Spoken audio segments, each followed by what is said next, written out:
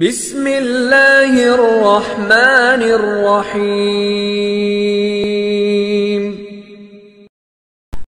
Ajib, tak payah solat. Minum kopi, harap-harap mati minum kopi. Kalau nggak berdusta, mengarang, dan juga menambahkan dalam syariat. Lalu Rasul mengatakan, selama aroma kopi ada di mulutmu, maka malaikat memintakan ampun kepadamu. Madama ta'mul gahwa fihi ahadin, selama rasa kopi ada di mulut seseorang, maka malaikat memintakan ampun untuk dia. Sapa wonge mati di dalam perutnya ada sisa-sisa kopi, lan salul malaikat, gak bakal ditakoni malaikat. Barang siapa orang yang minum kopi toh meninggal dunia, di perutnya ada bekas kopi, masuk surga. Dan orang yang minum kopi dalam hadis dan diriwayatkan, mamata fi batni qahwah dakhul jannah, kama qala Rasulullah. Barang siapa orang yang minum kopi toh meninggal dunia, di perutnya ada bekas kopi, masuk surga. Insya Allah enak sekali kalau ingin diampuni dosa banyak minum kopi. Tiap hari minum kopi pagi, siang, sore, malam. Tidak perlulah kita menyebarkan sebuah hadis yang tidak ada asalnya dalam kitab-kitab hadis berkenaan dengan kelebihan kopi. Alhamdulillah wassalatu wassalamu ala rasulillah amma ba'd. Segala puji hanya milik Allah subhanahu wa ta'ala, Rabb semesta alam. Salawat dan salam mudah-mudahan tercurah bagi junjungan kita, yakni Nabi Allah Nabi Muhammad sallallahu alaihi wasallam. Kaum muslimin rahimani rahimakumullah, betapa ironisnya dan sedihnya ketika kita mendengarkan seorang pemuka agama tetapi dia berdusta atas nama Rasulullah sallallahu alaihi wasallam. Kali ini kita akan mereaksi video tentang keutamaan qahwah atau kopi, yang mana penggemar kopi bahwasanya barang siapa yang minum kopi maka dakhalal jannah, sebagaimana katanya Rasulullah Shallallahu Alaihi Wasallam bersabda. Ini merupakan hadis palsu ya, yang mereka sering gaungkan, yaitu hadis man mata fi batnihi qahwah dakhalal jannah. Barang siapa yang mati yang di dalam perutnya masih ada kopi, maka akan masuk surga. Dan mereka mengatakan hadis ini dari Rasulullah sallallahu alaihi wasallam. Nauzubillahi min zalik. Mereka berdusta atas nama Rasulullah sallallahu alaihi wasallam. Sejak kapan ada kopi di zaman Rasulullah Sallallahu Alaihi Wasallam? Ini adalah hadis palsu, hadis yang mereka gaung-gaungkan untuk mencari jamaah atau cuan. Memang keutamaan kopi banyak ya, tetapi kalau sudah dikaitkan dengan nama Rasulullah Sallallahu Alaihi Wasallam, bahkan berasal dari hadis Rasulullah Sallallahu Alaihi Wasallam, sungguh keterlaluan. Ya, kopi merupakan sebuah minuman yang berkhasiat ya bagi tubuh ya, bagi para pecinta kopi ya. Kita tidak menafikan ya yang namanya qahwah atau kopi ini ya banyak penggemarnya, tetapi kalau sudah dikaitkan dengan syariat, bahkan dikaitkan dengan agama, bahwa barang siapa yang minum kopi dakhalal jannah, dan orang yang minum kopi dalam hadis dan diriwayatkan mamata fi batni qahwah dakhul jannah, kama qala Rasulullah. Barang siapa orang yang minum kopi toh meninggal dunia, di perutnya ada bekas kopi, masuk surga. Selama tenggorokan kita ada bekas gelaraknya kopi, bekas kopi, kemanapun kita berjalan, dosa-dosa kita diampuni Allah Ta'ala. Seluruh para malaikat mintakan ampun kepada Allah. Ada kitabnya apa? Ayo, ada kopi. Di antara hal yang aneh juga yang diriwayatkan oleh sebagian orang yang dibilang sufi, hadis tentang kopi dan manfaat kopi ya. Saya bacakan salah seorang mereka berkata, terkenal orang ini, saya tidak ingin sebut namanya. Selama rasa atau bau kopi masih ada di rongga mulut seseorang, maka malaikat semuanya akan memintakan ampun kepada Allah, supaya dosa orang itu diampuni oleh Allah. Jadi kepada anak-anakku yang sudah mengambil ijazah, ijazah bersalaman dan tasbih, hendaknya jangan lupa minum kopi sehari semalam walaupun sedikit. Sedikit barang minum kopi, selama kopi itu masih ada di dalam rongga kita, baunya, bekasnya, malaikat minta ampun segala dosa kita. Masya Allah, enak sekali mau pengen diampuni dosa banyak minum kopi. Tiap hari minum kopi pagi, siang, sore, malam. Pokoknya kalau mulut nggak hilang bau kopi, malaikat mohon ampun kepada kita. Ini dari mana? Kita berpikir cerdas lah. Apa ada? Korma aja nggak ada begitu. Siapa makan korma kalau baunya nggak hilang-hilang akan diampuni dosa-dosanya. Ya dari mana seperti ini? Ya, tapi beginilah ketika yang nonton banyak, ya viewersnya banyak, ya itu biasanya. Kalau kita bilang ini nggak logis ya. Cerita haluan mereka, kurafat mereka ya, dengan menggaungkan yaitu manfaat kopi, yaitu yang selalu mereka bawakan adalah man mata fi batni qahwah atau man mata fi batnihi qahwah dakhalal jannah. Barang siapa yang di dalam perutnya masih ada sisa kopi, maka akan masuk surga. Dan yang kedua, kata mereka bahwasanya di kemasan kopi ada kalimat syahadatain, itu la ilaha illallah Muhammad Rasulullah sallallahu. Dari mana ya? Di kemasan kopi ada kalimat syahadat. Ya kecuali sudah misalnya ditulis oleh pabriknya kayak gitu. Ya kopi adalah kopi ya. Ya syahadat lah adalah syahadat. Nggak ada kaitannya kopi dengan syahadat. Ya kopi, minum kopi sesuatu hal yang mubah, dibolehkan. Tidak ada larangan. Yang ketiga katanya, yaitu orang yang rumahnya nggak pengen kedatangan jin, atau ketika rumahnya ada jin, maka harus ada qahwah. Allahu Akbar. Kalau rumah kita pengen ya bersih dari gangguan jin, yang pertama pribadi kita ya selalu berzikir kepada Allah Subhanahu wa taala. Ya kita bacakan ayat-ayat ruqyah atau membaca Hisnul Muslim ya, zikir pagi petang.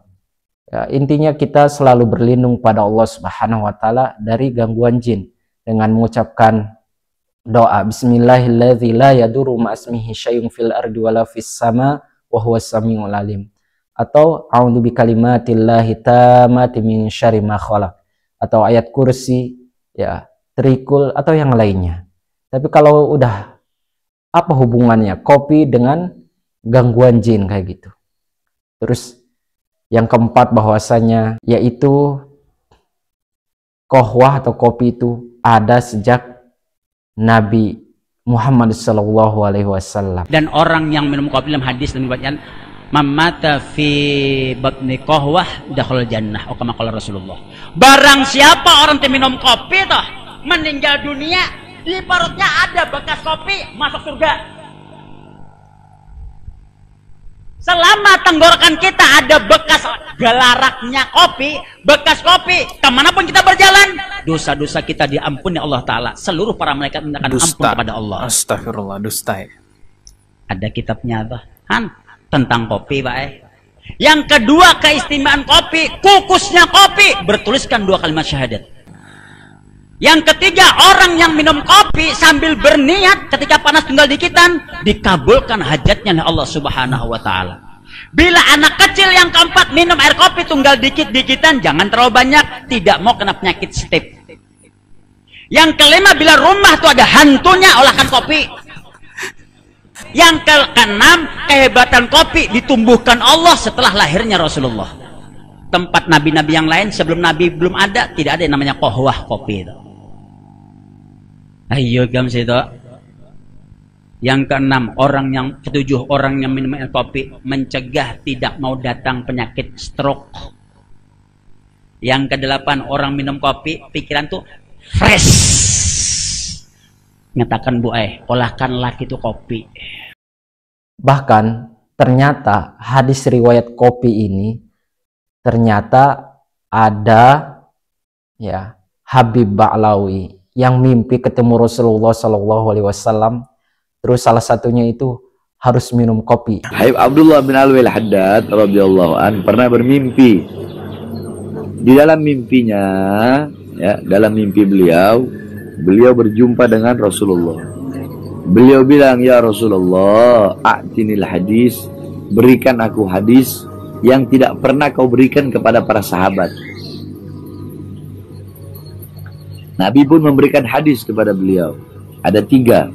Salah satunya tentang kopi. Nah, kata Rasulullah, barang siapa yang minum kopi, ya, dengan niat agar kedua matanya terjaga untuk berzikir kepada Allah, untuk menuntut ilmunya Allah, maka selama bau kopi itu masih ada di mulutnya, maka selama itu malaikat memohon ampun atas dosa-dosa. Ketika seseorang minum kopi dan masih ada baunya, katanya, ya, kata cerita mereka ini, maka akan diampuni dosanya.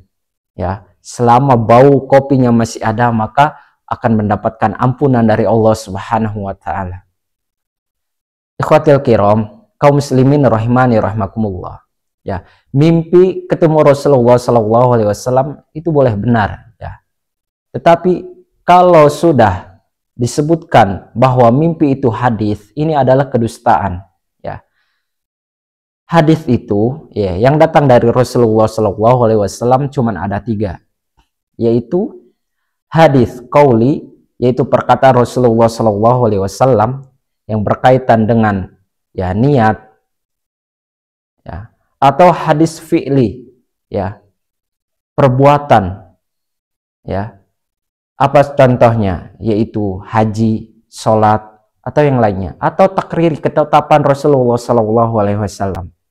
Apa contohnya? Tentang dob misalnya, ya, walaupun Rasulullah sallallahu alaihi wasallam, ya, tidak menyatakan iya, tapi Rasulullah diam. Itu hadis takrir contohnya, ketetapan. Ikhwatil kiram, azanillahu wa iyyakum. Kopi memiliki manfaat dan juga mungkin ada mudaratnya menurut kesehatan atau medis, ya.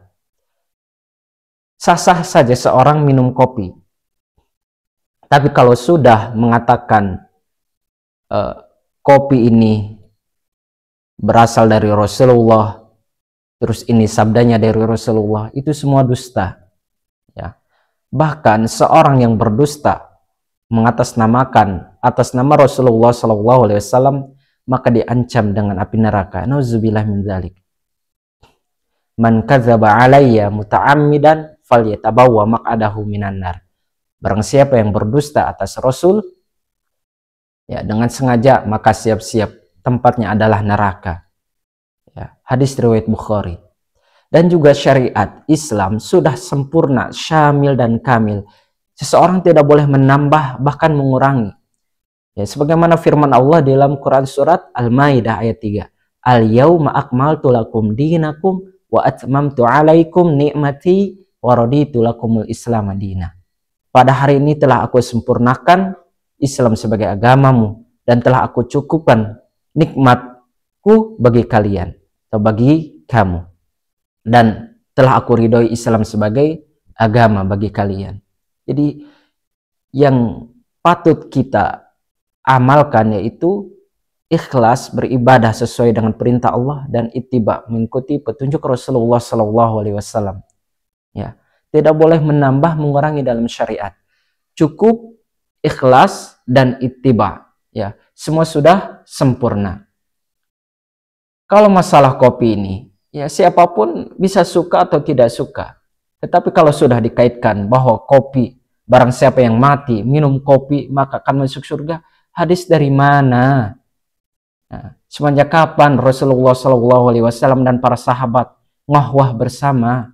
Nauzubillah min dzalik. Ini adalah suatu kedustaan. Ya, banyak sekali di negeri-negeri kita percaya dengan dongeng-dongeng kurafat haluan seperti ini. Ini biasanya ya kalau nggak orang, ya oknum baklawi, ya orang-orang sufi, ya, yang gemar menyebarkan hadis-hadis palsu. Semoga Allah Subhanahu wa taala menjaga kita dan menerima amal ibadah kita. Barakallahu fikum. Juga orang hari ini ramai yang berdusta atas nama Nabi. Ya, sedikit-sedikit Nabi SAW, sedikit ini Nabi yang buat, ini Nabi yang buat, ternyata hadis yang disampaikan adalah hadis palsu. Ini yang Nabi katakan, man kadzaba alayya muta'ammidan falyatabawa maq'adahu minan nar. Siapa yang berdusta atas namaku, siapkan tempatnya dalam neraka. Lepas tu dia buat hadis-hadis, siapa yang mati sementara di mulutnya masih ada bau kopi, selamat daripada neraka. Ajib, tak payah solat, minum kopi, harap-harap mati minum kopi. Astagfirullah. Esok siapa yang mati, siapa yang mati yang di mulutnya mungkin ada TO, teh, selamat di neraka. Ini keduanya akan macam tu juga. Boleh jadi nanti siapa yang mati yang di mulutnya masih ada burger, atau hamburger. Selamat daripada neraka. Esok akan ada yang kedua. Akhirnya penjual kopi, senang, alhamdulillah, ternyata jualan aku disupport oleh seorang kiai, oleh seorang ustaz. Ada hadisnya. Menyebarkan sesebuah hadis yang tidak ada asalnya dalam kitab-kitab hadis berkenaan dengan kelebihan kopi. Cukup kita minum, kemudian kita enjoy the kopi. Jadi tak perlulah nak janjikan dengan fadilat-fadilat yang tidak dijumpai dalam kitab-kitab hadis yang bersanad, kitab-kitab hadis yang muqtamad. Jadi mudah-mudahan kita berhati-hati apabila nak menyandarkan sesuatu kepada Nabi SAW. Kerana Nabi SAW bersabda, man kadzaba alayya muta'ammidan falyatabawwa maq'adahu minan nar. Sesiapa yang berdusta di atas namaku dengan sengaja, maka tunggulah tempatnya di neraka. Alhamdulillahi Rabbil Alamin.